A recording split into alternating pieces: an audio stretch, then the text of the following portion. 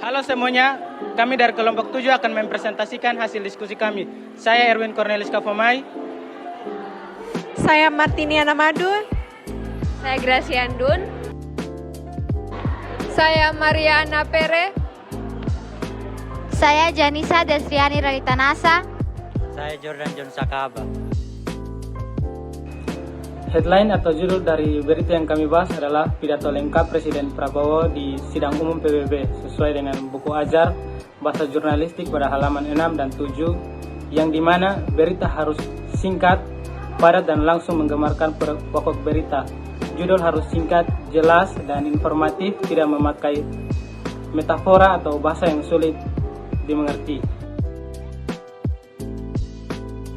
Sesuai dalam buku ajar bahasa jurnalistik halaman 125, lead adalah paragraf utama karena berisi unsur yang paling penting dalam sebuah berita. Dalam paragraf pertama, Berita Detik sudah menekankan siapa, yaitu Prabowo, di mana sidang itu diselenggarakan, yaitu di New York, dan apa yang dibahas, seperti isu global, konflik Palestina, perubahan iklim, dan ketahanan pangan. Lead sudah cukup memenuhi 5W1H, terutama unsur who, where, what. Unsur why dan how muncul di paragraf lanjutan.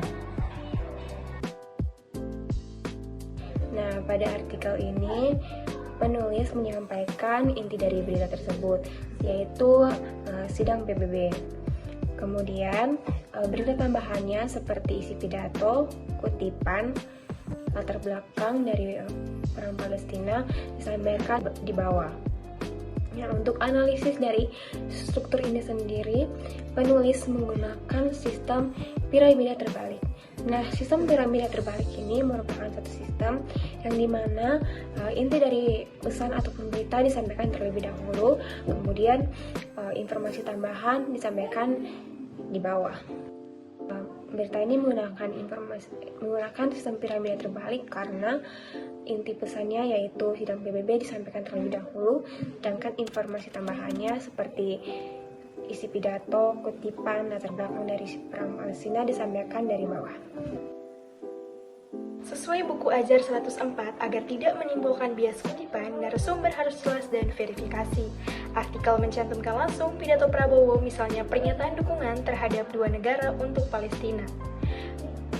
Kutipan sudah diberi tanda kutip dan disertai atribusi sumber. Prabowo mengatakan, namun sebagian artikel hanya menyalin teks pidato tanpa menghadirkan perspektif pihak lain, misalnya reaksi negara lain atau pengamat. Sesuai buku ajaran bahasa jurnalistik halaman 11-14, bahasa jurnalistik menuntut kebakuan, kehematan kata, dan kejelasan makna.